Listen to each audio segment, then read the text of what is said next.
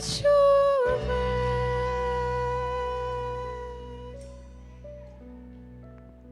Amém. Amém. Quem ama a sua vida? Você ama a sua vida? Essa pergunta é feita na Bíblia. Vamos orar. Senhor Jesus, que o Teu Espírito Santo possa falar conosco. Vem, Senhor, com Teu fogo, purificar toda a palavra saída dos meus lábios, Senhor, que o Teu Espírito Santo realmente conduza para que chegue aos corações aquilo que Tu desejas, Senhor. Nós nos abrimos para Ti, para a Tua verdade, para que Tu nos ilumines, no nome de Jesus. Amém. Quem ama a sua vida? É uma pergunta importante. E há entendimentos diferentes do que seja a vida. A Bíblia diz: quem tem o filho tem a vida. Mas há outros entendimentos do que seja a vida, que não são condizentes exatamente com a palavra. Para a gente estar refletindo sobre essa pergunta, eu quero convidar você a abrir a palavra no Salmo 34. Foi um salmo escrito por Davi em um momento um pouco desagradável. Davi estava no estrangeiro. Ele chegou a se fingir de louco. Olha que terrível. E o Senhor o livrou do mal nesse lugar. Salmo 34. E nós leremos o versículo 12. Vamos ver essa pergunta? Olha só o que diz. Quem é o homem que ama a vida e quer longevidade para ver o bem? Eu vou repetir. Quem é o homem que ama a vida e quer longevidade para ver o bem? Acho que todo mundo diria, eu amo a vida, eu quero longevidade para ver o bem. Eu não quero longevidade para ver o mal. Eu quero longevidade para ver o bem. Muito se fala hoje de qualidade de vida, né? Ame a si mesmo, ame a si mesmo. Muito se fala, não é? Para você amar, você precisa amar a si mesmo. Esse princípio pode ser verdadeiro, mas olha a orientação que é dada nesse salmo que foi escrito por Davi, e Jesus disse que Davi era profeta. Então, aqui tem uma orientação para a tua vida e para a minha vida. Eu quero viver longevidade para ver o bem. Eu amo a vida. Então vamos continuar lendo. Então, versículo 13. Refreia a língua do mal e os lábios de falarem dolosamente. Essa é a primeira orientação que é dada e que tem a ver com amar a vida para ter longevidade e ver o bem. Refreia a língua do mal e os lábios de falarem dolosamente. Agora, o Espírito Santo, ele sonda o nosso interior. E agora eu convido você, permita que o Espírito Santo olhe para dentro de você. A palavra, ela confronta a gente. Para pensar. Você tem refreado a língua do mal? Ou no seu dia a dia? Porque a gente quer amar a vida, quer longevidade para ver o bem, mas a gente tem refreado a língua do mal? O que tem vindo à sua boca? Porque a verdade é que muitas vezes nós contemplamos o mal e a nossa vontade é falar mal do mal. Já parou para pensar isso? E depois vem uma outra expressão aqui. E os meus lábios de falarem dolosamente. Você sabe o que é falar dolosamente? A palavra dolo, ela tem a ver com má fé. É um ato que traz prejuízo para outro. Então, não só você fala mal, como você fala de um jeito que você traz prejuízo para outras pessoas. Nós temos falado demais. Muito. Eu falo isso para mim mesmo. Há uma facilidade imensa para abrir essa torneirinha da comunicação. Porque a gente vive numa época que permite isso. Então, eu tenho redes sociais. Né? A palavra do Senhor é atual. Vamos refletir sobre ela na prática no nosso dia. Tenho redes sociais, eu tenho um WhatsApp. Eu posso facilmente gravar um áudio. De repente, eu deleto depois. Né? Eu gravo um áudio, eu escrevo. Eu compartilho o que o outro falou. Você pode compartilhar? Sim. Mas você ama a vida e quer longevidade para ver o bem? Então, refreia a língua de falar o mal e também dolosamente. É prejudicial o que você está compartilhando? É prejudicial? É edificante? Porque Deus, Ele te chama para algo diferente. E vamos continuar, porque o versículo 13, ele é bem, instrui bastante, mas não para nisso. Olha o 14. Vamos para o 14. Aparta-te do mal e pratica o que é bom. Procura a paz e empenha-te por alcançá-la. Empenha-te por alcançá-la. Eu gosto de repetir, não é uma ofensa à sua inteligência, não. Mas é para... A própria Bíblia fala santo, santo, santo, né? Uma forma de enfatizar. Empenha-te por alcançá-la. Será que eu tenho feito isso? É uma pergunta para mim também. Eu tenho me empenhado em alcançar a paz? Não só me apartar do mal, mas praticar o que é bom. Porque, e com isso, eu não quero fazer uma crítica a você, mas trazer uma reflexão para uma realidade do nosso tempo. Porque é uma tendência nós não refrearmos a língua de falar o mal, permitir falar com dolo, que é uma fala que, de alguma forma, vai prejudicar alguém, vai ferir, vai escandalizar. E ainda, a gente se ocupa tanto disso, que talvez a gente se aparte de fazer o que é mal, em algum sentido.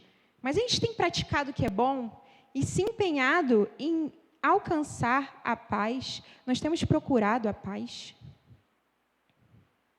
Você é um instrumento de paz? Você é um reflexo da glória de Deus na terra? Porque quem ama a vida e quer longevidade para ver o bem, também mostra esse bem para os outros. Eu não estou falando bem como diz simplesmente o mundo. Ele é uma pessoa de bem. É um bem que é ser o reflexo da pessoa de Deus. Né? Vamos agora nos voltar para o versículo 15. Cada versículo, depois, se você puder, reflita sobre esse salmo com calma em casa. Ele é um salmo muito bom, eu estava lendo com uma amiga ontem. Que salmo maravilhoso. Versículo 15. Os olhos do Senhor repousam sobre os justos. Agora eu vou dar um pause. Para lembrar, o Espírito Santo fala às igrejas. O Kirk escolheu uma música aqui, que fala assim, tem fogo nos olhos. Eu não imaginava que era lindo assim. Tem fogo nos olhos. O livro de Apocalipse fala dessa característica de Jesus. Os olhos do Senhor estão sobre os justos. E que olhos são esses? São olhos como chamas de fogo. O livro de Apocalipse fala que ele tem um cabelo branco, né? Uma visão sobre Jesus, quando Jesus, o discípulo, a quem Jesus amava. Era assim que ele se chamava. Ele se auto-intitulava, né? Ele fala que viu Jesus com os cabelos brancos, os olhos como chama de fogo e os pés como bronze reluzente. Se você quiser, depois você procura, está lá no livro de Apocalipse. E o fogo, qual a característica dele? O fogo, ele queima e o fogo ilumina. Os olhos do Senhor estão sobre os justos. Vamos pensar sobre. Os olhos do Senhor estão abaixo?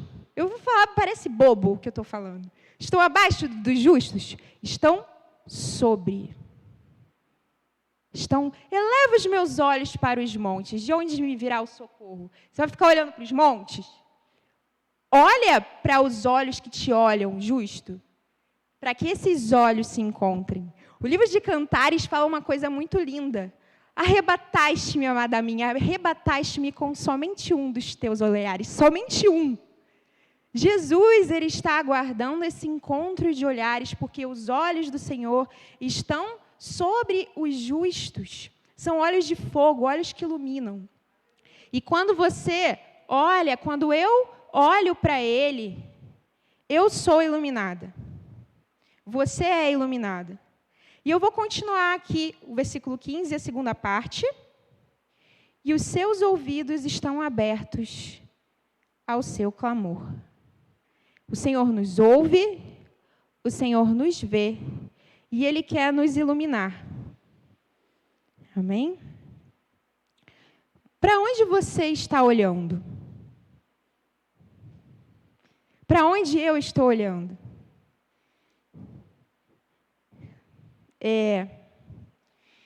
Eu quero, ainda nesse salmo, a gente vai dar um pulinho nele para um outro versículo,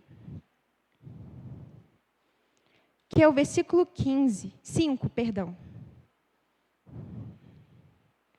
Olha o que diz aqui. Isso que é lindo, você ir vendo cada parte do salmo, e você conhecendo a Bíblia, ela vai se completando.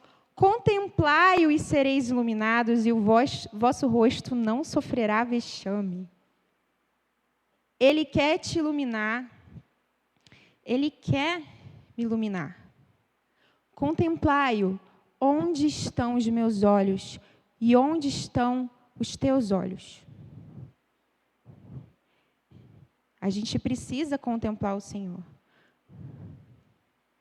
Para onde você tem olhado? É verdade que há injustiça no mundo. O mundo jaz no maligno. E eu já comentei que a gente é levado a falar mal dessas coisas que a gente vê. E, inevitavelmente, a gente acaba usando, né? A palavra do Senhor é espada. A nossa boca também pode, de certa forma, ser uma espada. Não sempre para a vida.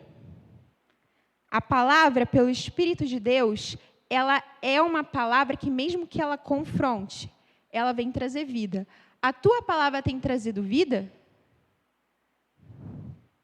Ou trazido morte? Né? Muitas vezes, nesse nosso falar, a gente está num ímpeto de justiça. Justiça. E a palavra de Deus fala o seguinte, Jesus disse, bem-aventurado os que têm fome e sede de justiça. Eles serão fartos. Você tem fome de justiça? Tem? É para ter, para que você seja farto de justiça. Você está sentindo que falta uma aplicação da justiça na tua vida, ao redor? Você sente uma injustiça? Porque Jesus disse que bem-aventurado é quem tem fome. A gente precisa ter fome disso. Mas quando a gente se coloca numa situação, numa disposição, até mesmo por nossas próprias palavras, eu acho que a gente acha que palavra é mágica, né? Falar numa disposição de simplesmente falar mal, num ímpeto de justiça, a gente se farta dessas palavras. Na própria Bíblia, as palavras elas são comparadas com frutos. Você se farta daquilo que você fala. Quando você come o que você fala, você para de ter fome. Olha o que também é dito na Bíblia. Encheu de bem os famintos e despediu vazios os ricos. Será que você está cheio de justiça própria? Eu não estou fazendo essa pergunta para você porque eu sou melhor do que você, mas é uma reflexão porque tem a ver com o nosso tempo. Cada tempo possui adversidades específicas. A Bíblia diz, o Deus desse século cegou-lhes o entendimento. Nós precisamos, a partir do entendimento de Deus, contemplar Jesus e ser iluminado. Mas existem coisas que nos cegam. Se fartar de uma justiça humana te impede de ser farto da justiça de Jesus. Aqui você tem entregado os seus lábios. Você ama a vida, quer longevidade para ver o bem? Você quer longevidade para ver o mal?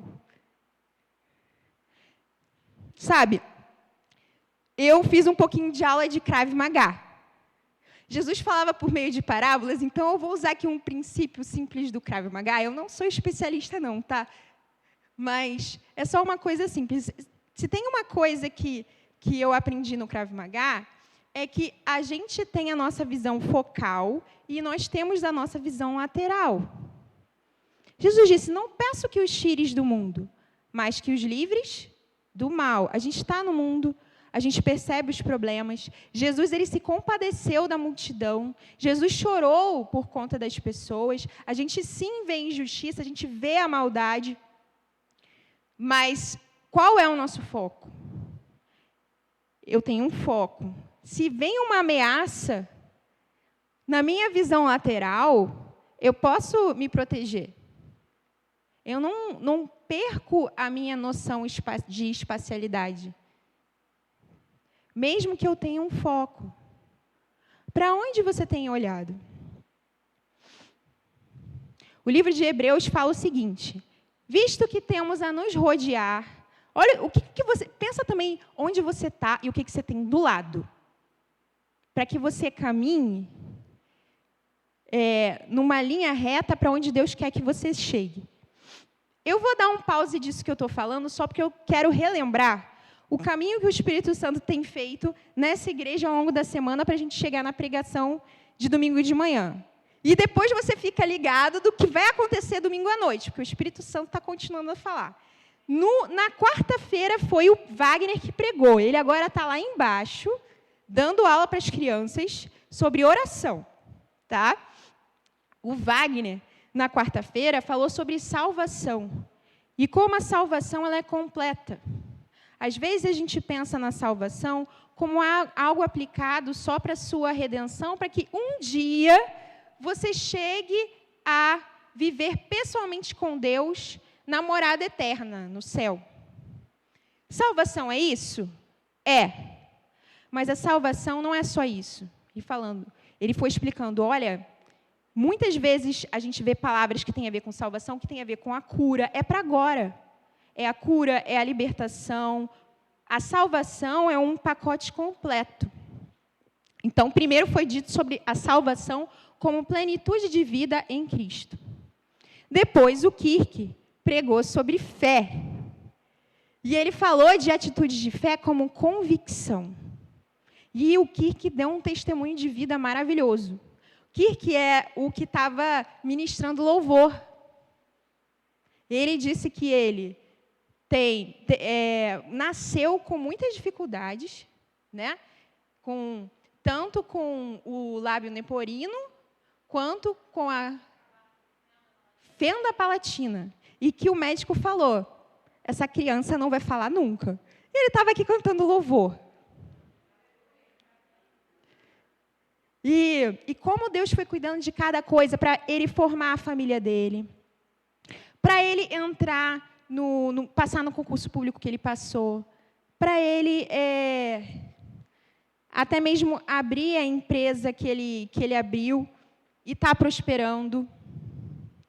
Deus, ele foi conduzindo e está conduzindo os passos do Kirk. Ele é um testemunho do cuidado de Deus conosco. Quando você olha aí para o teu filho, talvez alguma dificuldade que ele enfrenta, ou para a tua própria vida, para a tua espera, é preciso ter fé em Deus. Lembrando que a salvação é plena, um pacote completo para a vida em abundância, e que Deus, ele é Deus presente hoje. Amém? E aí, estou falando com vocês sobre amar a vida segundo o que Deus entende, não segundo o mundo entende. Para ver longevidade, para viver longevidade e ver o bem. Bem, o que tem estado a seu redor? Onde você está metido? É verdade que nós fomos chamados para ser luz, né? A gente tem que ir em todos os lugares. Jesus, ele foi em todos os lugares. Mas ele estava caminhando, né? Ele não se identifica. Bem-aventurado o homem que não anda no conselho dos ímpios. Posso sair da câmera? Não anda no conselho dos ímpios, não se detém.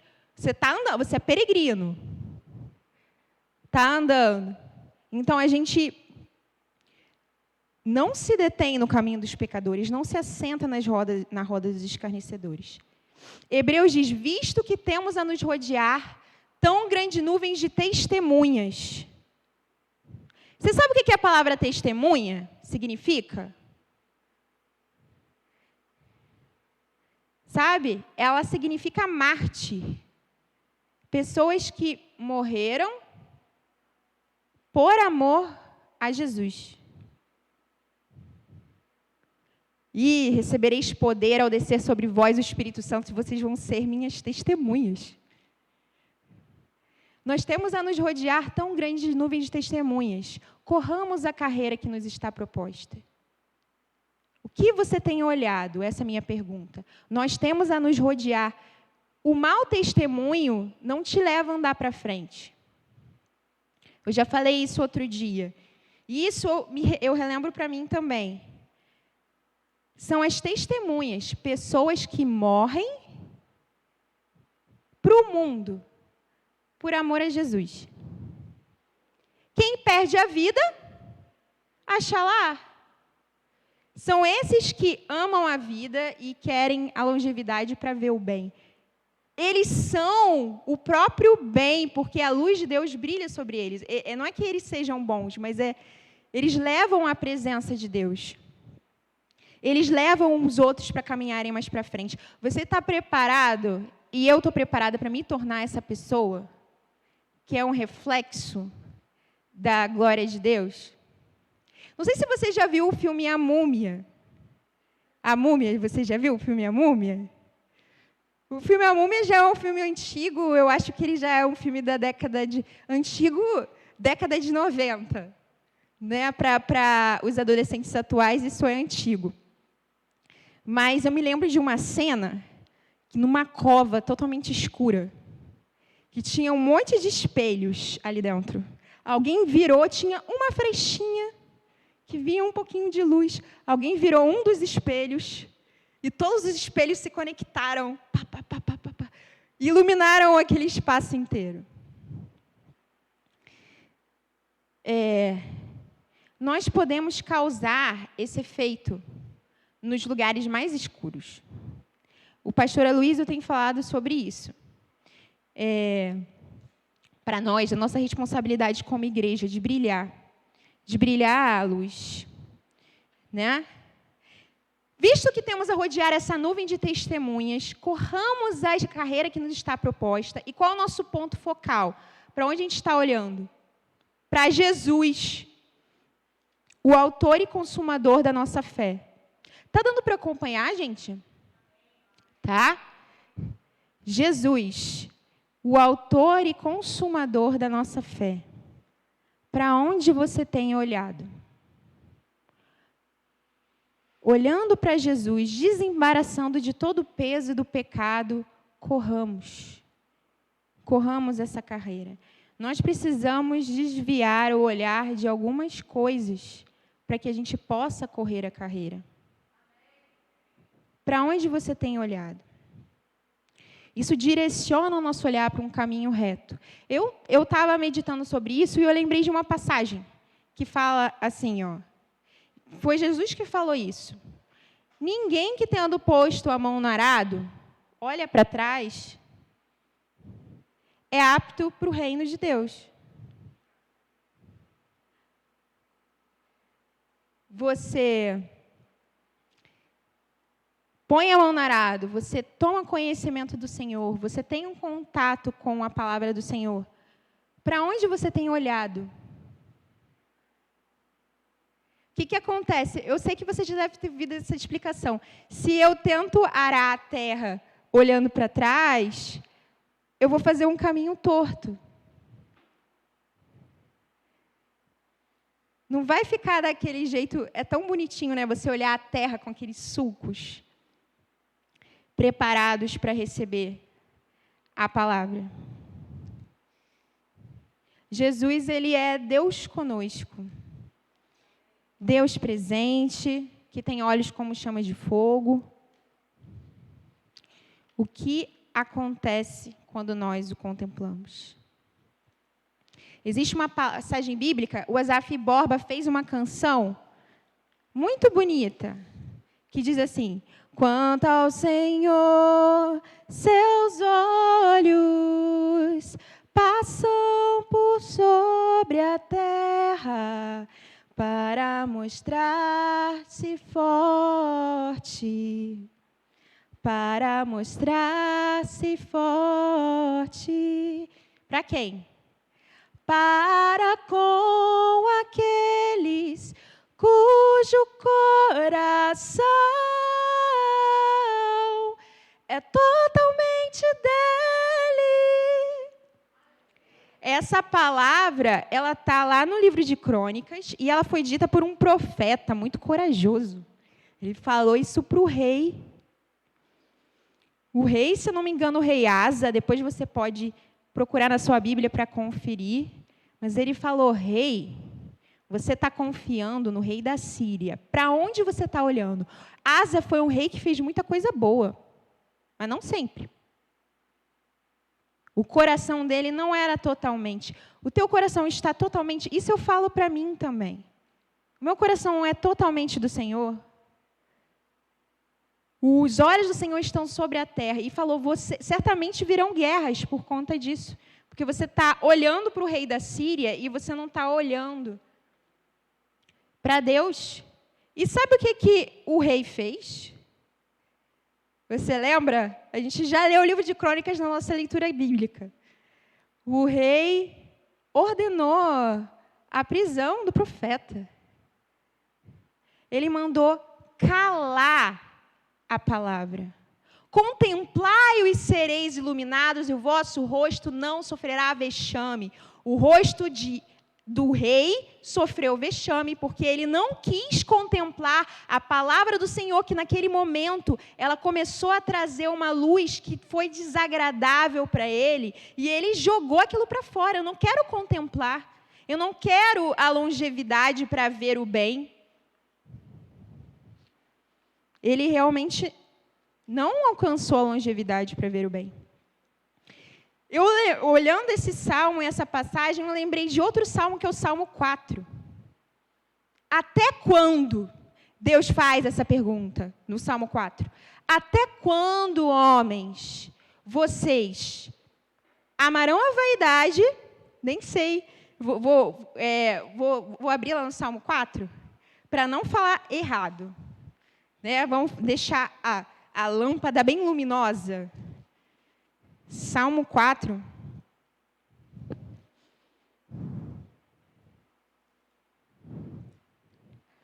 Versículo 2. Até quando, homens, tornareis a minha glória em vexame e amareis a vaidade e buscareis a mentira? O que era a verdade naquela hora? Era o desagradável confronto de você está olhando para o lugar errado. Quem é que pode discernir as próprias faltas? Né? Existem coisas que não são ocultas e às vezes a gente precisa da palavra para revelar. Até quando? Até Quando tornareis a minha glória em vexame e amareis a vaidade e buscareis a mentira? Mas Deus distingue pessoas. Sabei, porém, que Deus distingue para si o piedoso. O Senhor me ouve quando eu clamo por Ele. O que é a glória de Deus? A Bíblia diz que o homem é a glória de Deus. Até quando você vai tornar a glória de Deus em vexame? Deus quer que você contemple-o para que seja iluminado e não sofra vexame. É verdade que todos pecaram e destituídos estão da glória de Deus. Né? O pecado nos destitui. Mas essa insistência no erro, ela é vexatória, ela é vexaminosa, ela faz com que nós, que fomos chamados para refletir a glória de Deus, soframos vexame. Até quando? Até quando?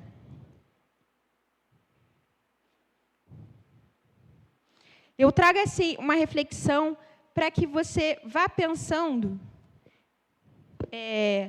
como o teu coração está e como que você tem se sentido em relação ao deleite da vida. Jesus veio para que você tenha vida e vida em abundância, para que eu tenha vida e vida em abundância, para que eu veja o bem, para que eu tenha longevidade. Então, a palavra do Senhor é luz, ela está brilhando aqui agora, porque eu, por fé, estou falando essa palavra. Ela está brilhando aqui e ela é um convite para mim e para você, para a gente se aproximar agora dessa palavra e não fazer como o rei e prender a profecia num lugar. Deixa quieto. Ouse se aproximar agora, a luz está brilhando, ouse se aproximar agora. Eu quero falar sobre esse direcionamento para essa luz que está brilhando e o efeito que ela provoca. Contemplai-os e sereis iluminados. E para falar isso, eu estou chegando aqui, mas na parte final da pregação, eu quero dar um exemplo que você conhece. E ele é o encontro de Moisés com Deus na sarça. Vamos lembrar como foi esse episódio? Talvez você já tenha lido na Bíblia, talvez você já tenha visto o Príncipe do Egito, seja qual for a sua referência, o Espírito Santo vai falar. Às vezes seja as duas. Os 10 mandamentos, a mesma cena ocorre. Moisés estava no deserto. Onde você está agora? Onde eu estou agora. Moisés tinha recebido palavras danosas, de dolo, que fizeram mal para ele. Moisés tinha cometido um erro. Moisés estava foragido. Moisés talvez queimasse no coração, a palavra não diz isso, mas talvez queimasse no coração dele a justiça em relação ao seu povo. Ele queria fazer diferença. Ele acabou matando um homem querendo fazer diferença. Fugiu. Quem você pensa que é? Será que você já ouviu isso? Em relação até a tentativas suas de cumprir algo que estava queimando no teu coração, de fazer a vontade de Deus. E aquele trajeto levou Moisés para o deserto. E num momento ali, ele viu uma maravilha, que é a sarça ardendo e ela não se consumia. Isso que eu estou falando, a palavra de Deus está brilhando aqui. A palavra do Senhor é luz, e Jesus é a luz também. Se aproxime. E Moisés falou, eu me aproximarei para ver essa maravilha. Se aproxime, se aproxime. E quando ele se aproximou, o que ele fez? Você lembra bem? Deus falou com ele, ele tirou as sandálias dos pés, porque aquele lugar era santo. E Moisés, ele insistiu em algumas coisas enquanto ele estava naquele encontro com Deus. É natural que, quando a gente se expõe à palavra de Deus e à presença do Senhor, a gente vai trazer pensamentos dessas palavras de dolo que a gente ouviu e às vezes que a gente falou também. Eu tenho o falar pesado, desembaraçando-nos de todo peso e do pecado que tenazmente nos assedia, corramos a carreira que nos está proposta, olhando firmemente para o autor e consumador da nossa fé, que não fazendo caso da ignomínia, ele não fez caso da ignomínia, o mundo jaz no maligno, né? Ele, olhando para aquilo que estava proposto, ele morreu por nós.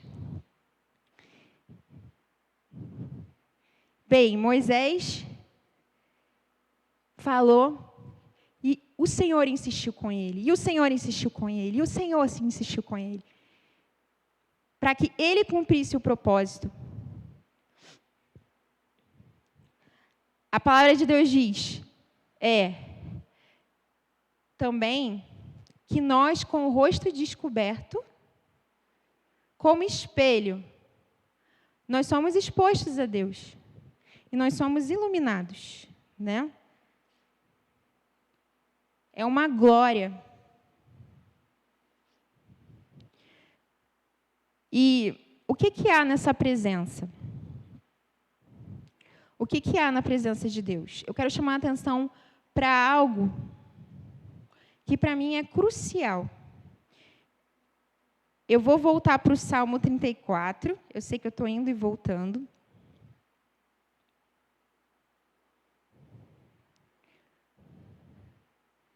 O Salmo 34,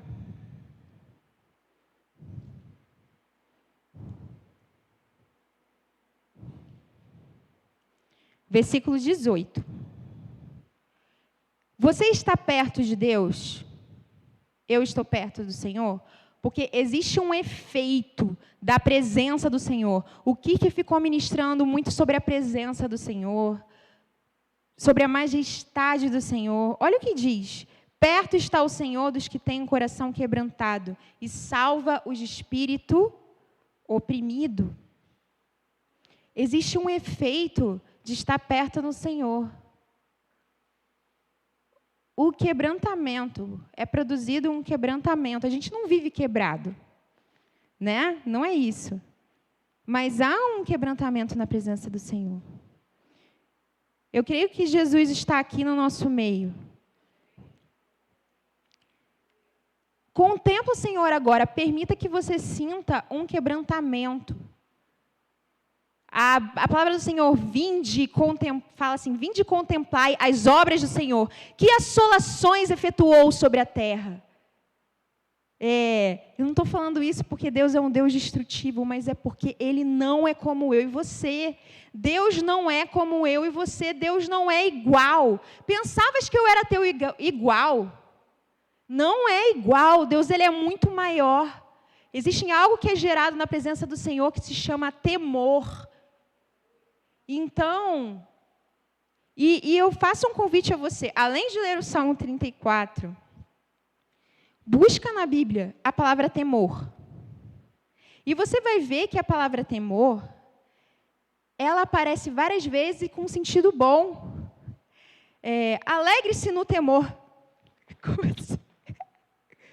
Que o temor do Senhor permaneça contigo para sempre. O temor do Senhor o que é o temor do Senhor? A consciência da presença de Deus que te leva a um amor reverente. O amor com Deus, ele vai ser um amor de entrega, de enamoramento? Vai. Mas ele não é um igual.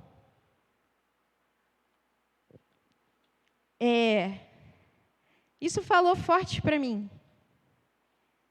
Quando um coração está duro, o coração é como se fosse terra, né? Um solo. Essa palavra temor, ela também significa tremor no hebraico. Você exposto a essa luz Imagina esse coração tremendo. Pô, terremoto. A Sandra já passou por uma experiência de terremoto. Deus chega e provoca um tremor no teu coração. E esse coração racha de quebrantamento. Porque ele não pode continuar duro. Ele não pode continuar duro. Quem é homem que ama a sua vida quer longevidade para ver o bem? Contemple e seja iluminado. Esse salmo tem muitas preciosidades.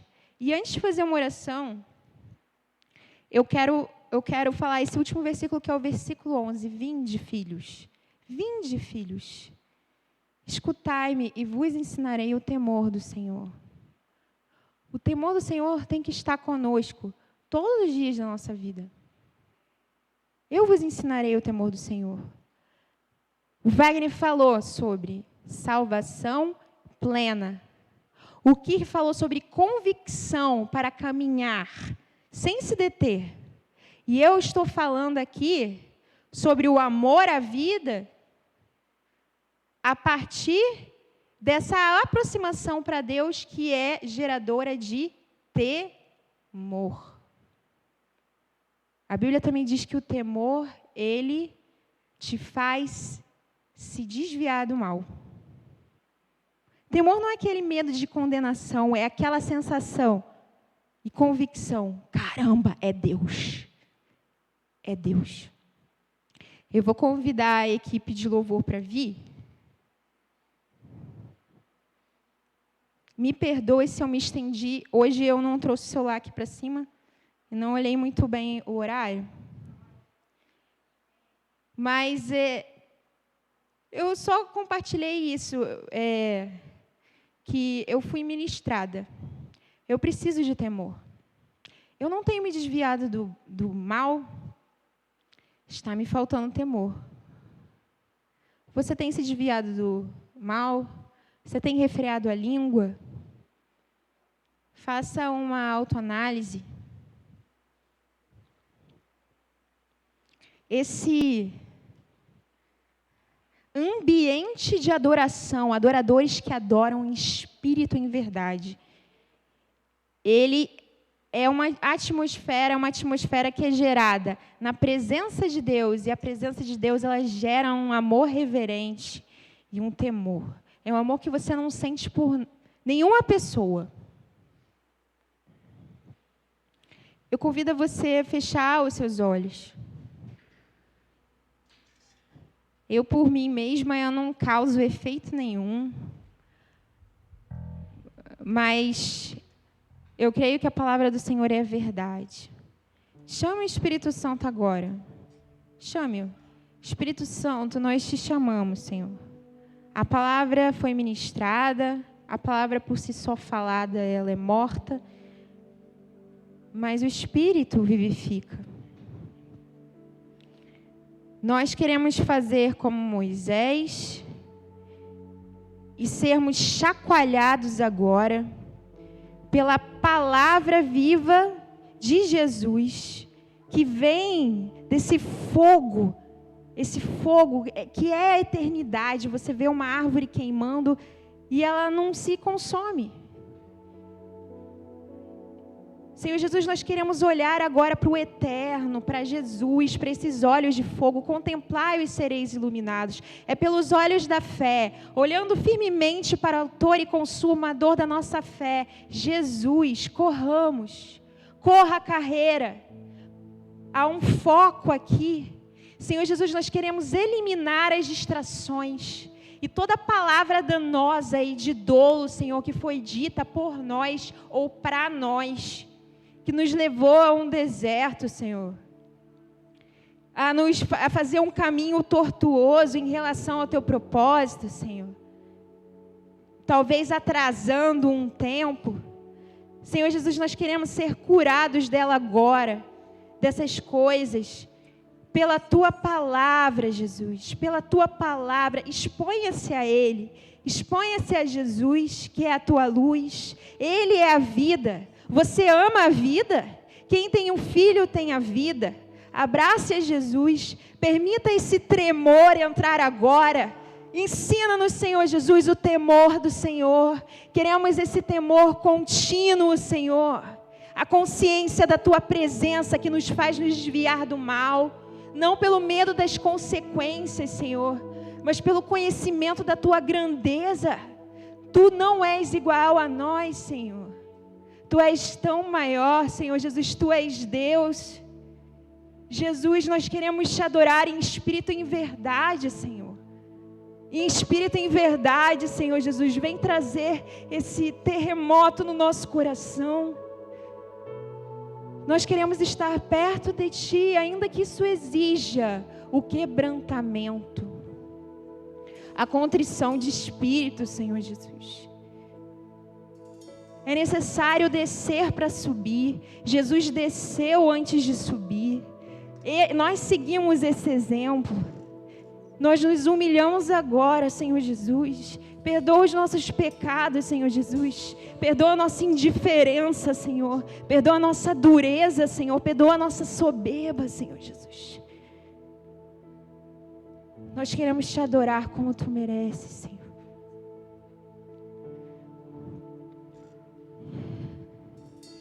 Vem soprar o Teu Espírito.